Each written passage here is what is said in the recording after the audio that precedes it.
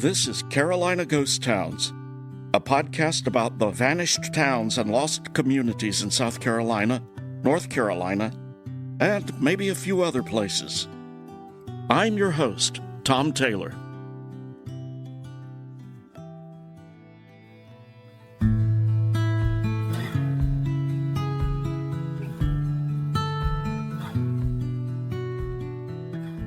Charleston occupies an important and interesting place in South Carolina.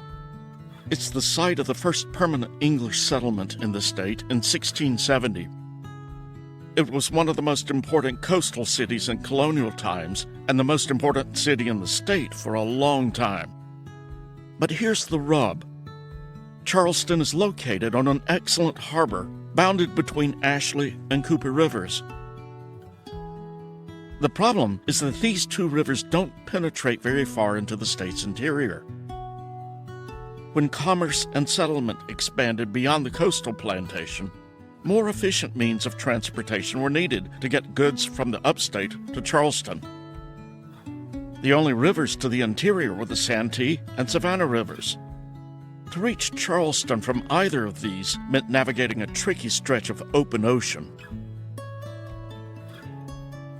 The book, Historic Canals and Waterways of South Carolina, by Robert J. Capps, described the problems of getting cotton from the interior to the port at Charleston. Quote, "The price for cotton had increased, but Charleston's share of the cotton export market seemed to be shrinking when compared to that of its rival, Savannah. Savannah enjoyed a shipping advantage over Charleston because planters along the Savannah River could easily ship cotton down the river to Savannah for export.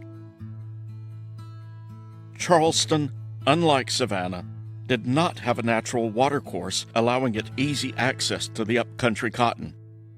The leading citizens of South Carolina decided that something needed to be done.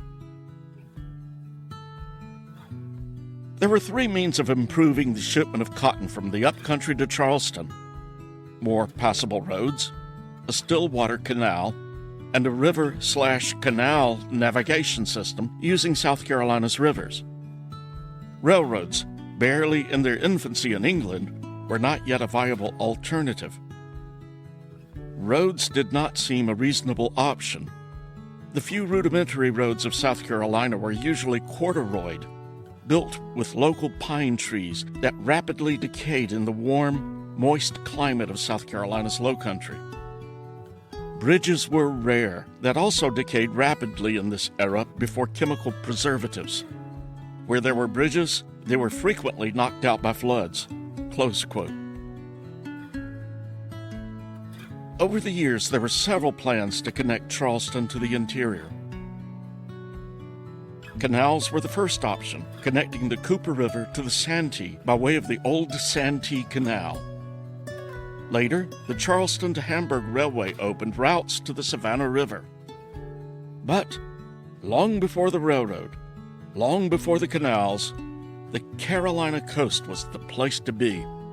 At least, that's what a group of religious dissenters thought in the late 1600s. They settled on the banks of the Ashley River and founded today's ghost town, Dorchester.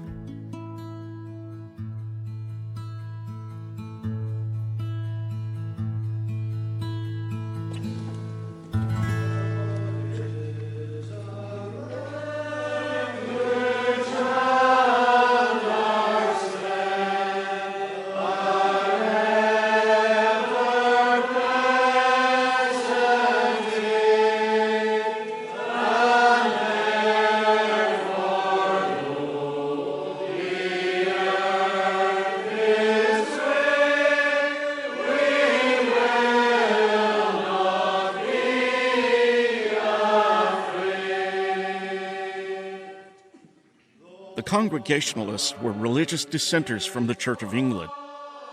They wanted to simplify the Anglican liturgy and ensure the independence of their congregations. This desire for simplicity and purity of worship led to their more common nickname, the Puritans.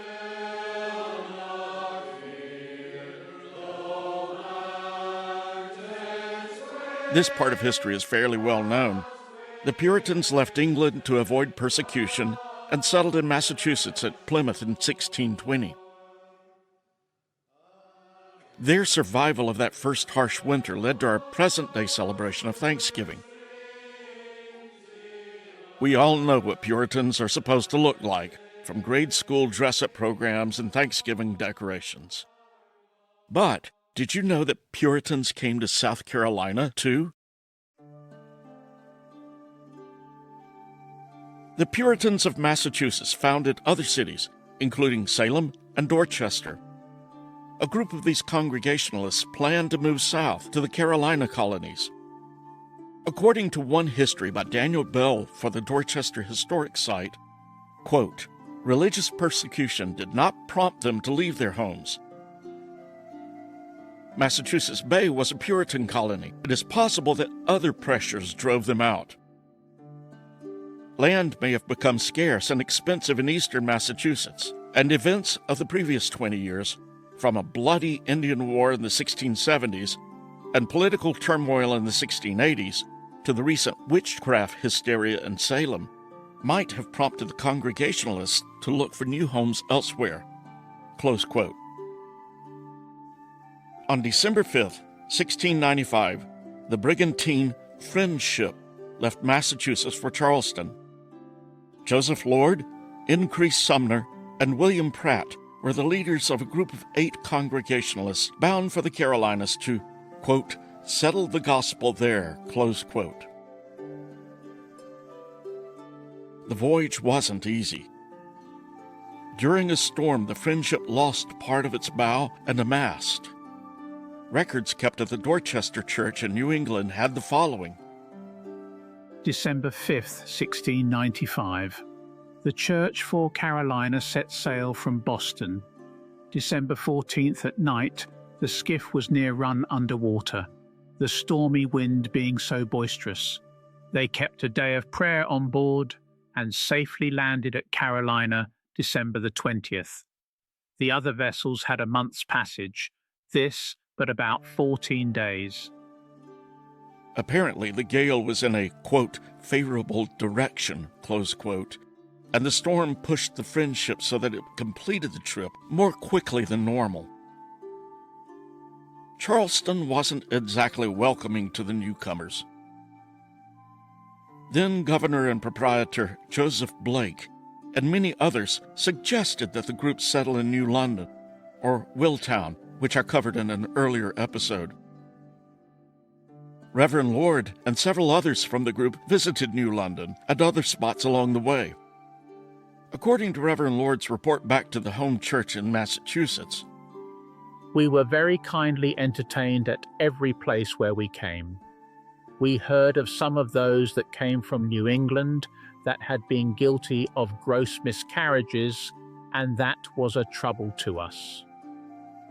I'm not sure what those, quote, gross miscarriages, close quote, were, but they were enough for Reverend Lord and colleagues to reject New London as a settlement.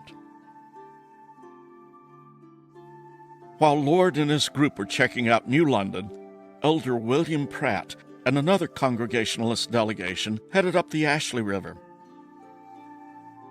In 1675, John and Mary Smith received a land grant of 1,800 acres where Booshoo Creek enters the Ashley, about 26 miles from Charlestown. The Smiths died without an heir, so the land was made available to the new settlers. William Norman was a member of the Congregationalist group and had also received an earlier land grant near the Smith Grant.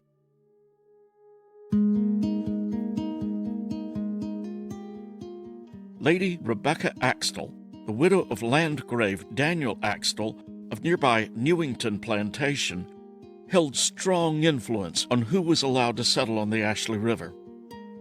According to Elder Pratt's diary, I was carried by water up to Mr. Norman's. Increase Sumner and I were kindly received and entertained by the Lady Axtell, and though 2 other men were endeavoring to get into favor with the lady and other neighbors and to obtain the land at Ashley River, the lady and others of the neighbors were more kindly disposed to us. Both Reverend Lord and Elder Pratt agreed that the Ashley River site would be the best. Between William Norman's land, the Smith Grant, and some additional land acquisition, the group had nearly 5,000 acres available for settlement. After acquiring the land, Elder Pratt and the others returned to New England to retrieve their families and encourage other Puritans to join them in South Carolina. With the settlers gathered, the first order of business was to build a church, since this was to be a religious community. According to historian Stephen Strait, quote, all the Puritan meeting houses built in the colonies before 1710 were square, close quote. The first church was built of wood, then replaced in 1700 by a brick structure that became known as the White Meeting House. Strait goes on to say, quote, the White Meeting House had a four-sided peaked roof. A single door admitted to a single aisle leading to a lofty pulpit with a sounding board above it. In front of the pulpit was an elevated seat for the ruling elder. A little lower, and just behind the communion table, was a seat for the deacons. Plain benches were along either side of the aisle. Longer seats were along the side of the house. Close quote. The Congregationalists didn't build their church in the new settlement, but chose to locate it about 1.5 miles from the village center. As settlers arrived from Dorchester, Massachusetts, the village of Dorchester, South Carolina, began to take shape. According to a historical marker at the site, quote, the village contained 116 quarter-acre lots and a town square and commons, close quote. Elder Pratt's diary describes the process of drawing lots for property. The 23rd of March in the year 1697, the church and others that were concerned did draw lots. The 24th day, all met together to stake out and mark their lots in the trading town. On both days, when they met together on those occasions, there was love and amity and peace in what was acted.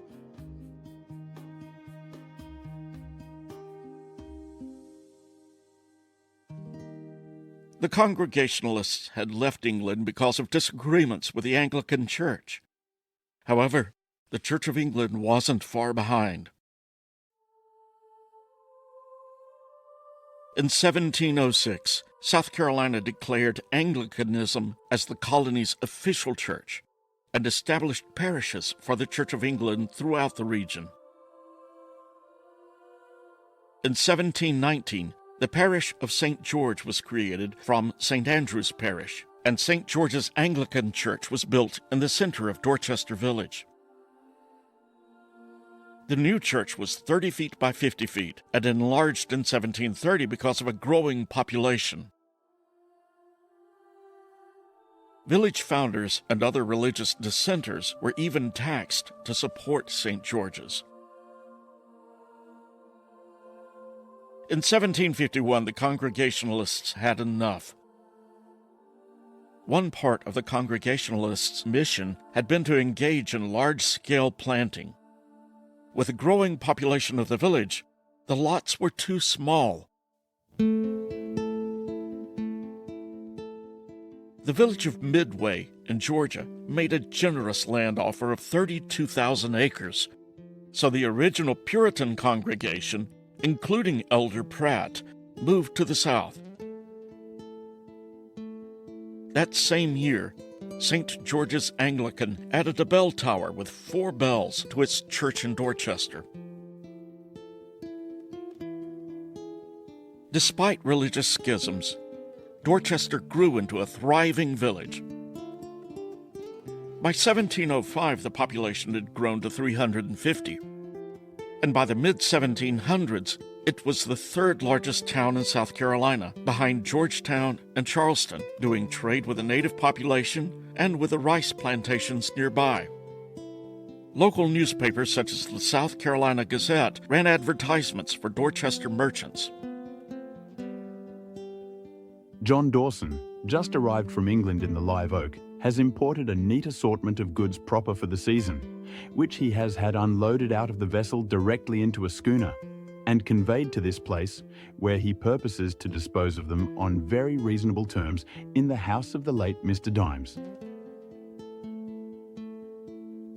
Richard Walter and Company at Dorchester have just imported in the Planter's Adventure, Captain Lowley from London, a fresh assortment of new goods for the winter season, which with every other necessary article, their friends may always depend on being supplied with there, on as good terms as in Charlestown.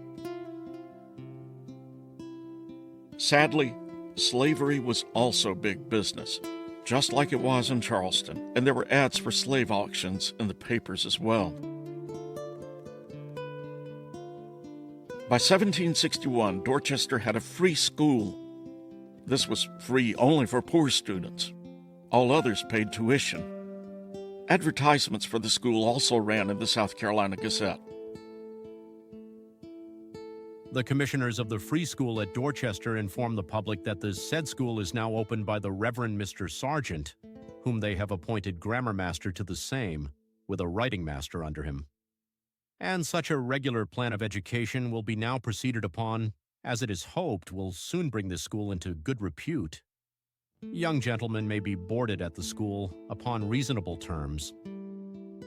Even though young gentlemen were specifically mentioned in the ad, several girls received scholarships to attend the Dorchester Free School. This was unusual in a time when most girls were only trained for a future as housewives and mothers. As I was doing research for Dorchester and some of the other ghost towns, the suffix Chester seemed to stand out. There's Manchester from an earlier episode, but there's also Westchester and the place names Chester and Chesterfield.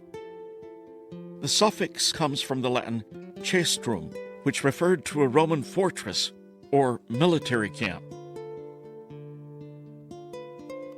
The folks in Dorchester would soon take the military meaning of their name quite literally.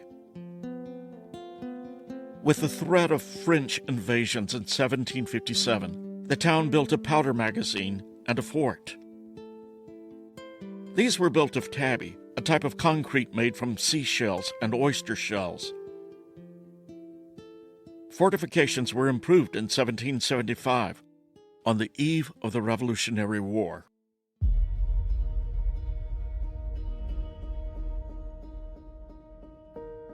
The French invasion never came, but the British did.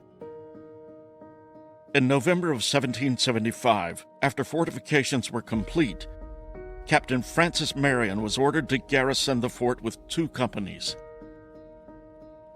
General Moultrie stationed troops there from 1778 to 1779. In 1780, Sir Henry Clinton laid siege to Charlestown, and General Moultrie left Dorchester to come to the city's defense. That left Dorchester open to attack.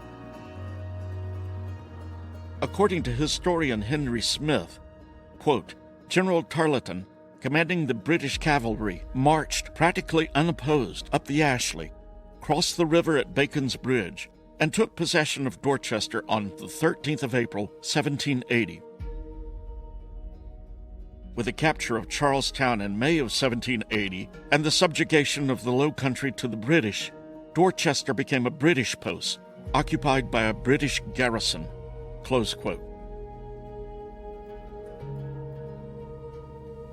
The transformation of Dorchester from a trading village to military outpost spelled the end of the town.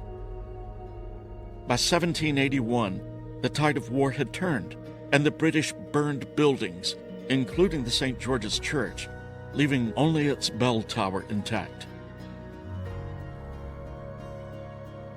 The British evacuated Charleston in May of 1782, but Dorchester never recovered. In March of 1788, Methodist Bishop Francis Asbury visited the former village and wrote, I passed Dorchester, where there are the remains of what appears to have once been a considerable town. There are the ruins of an elegant church and the vestiges of several well-built houses.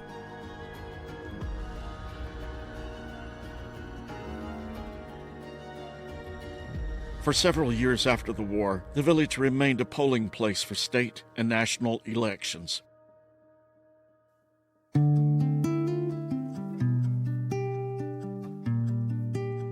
The fort was used as a tile factory, with a powder magazine converted into a kiln for firing the tiles.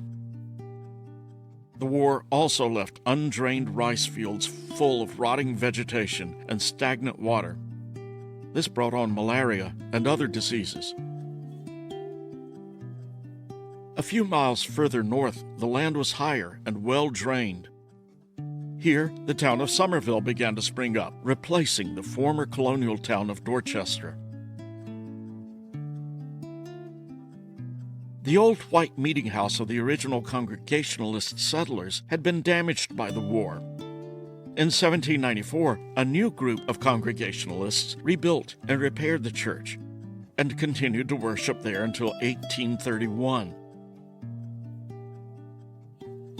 Dorchester itself fell into ruin. The only remains were the tabby walls of the fort, the bell tower, and the church's graveyard. The great Charleston earthquake of 1886 split the bell tower and destroyed most of Dorchester's remaining buildings.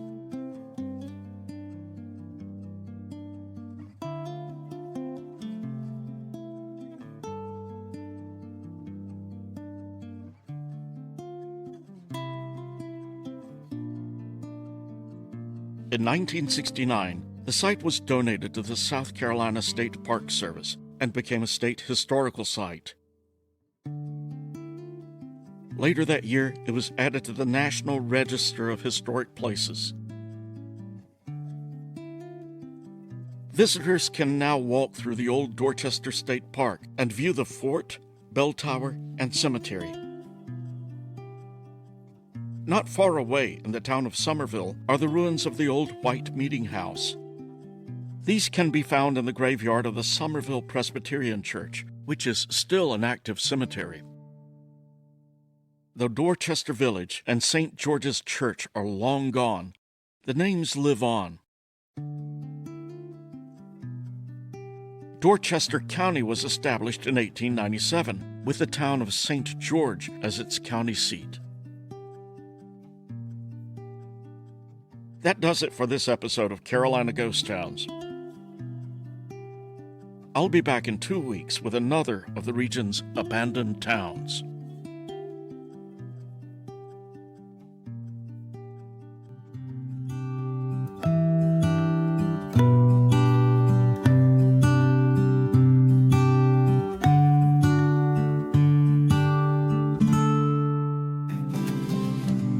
In this southern ghost town, we found a story untold. In the shadows of the past, we unravel, secrets unfold. With each step we take, we journey back in time. In this southern ghost town, we leave our footprints behind. Thanks for listening. The opening music was composed by Lex FM with additional music from Pixabay. The song Southern Ghost Town was generated by Suno AI. All other music was composed and recorded by me, Tom Taylor. Carolina Ghost Towns is a part of the Random Connections empire. It's pretty much a one-man show, so I wear all the hats, including producer, writer, researcher, sound engineer, publicist, and bartender. If you like the show, please subscribe on your favorite pod venue and be sure to give us feedback. If you have questions, comments, or ideas for the show, you can reach me at carolinaghosttownspod@gmail.com.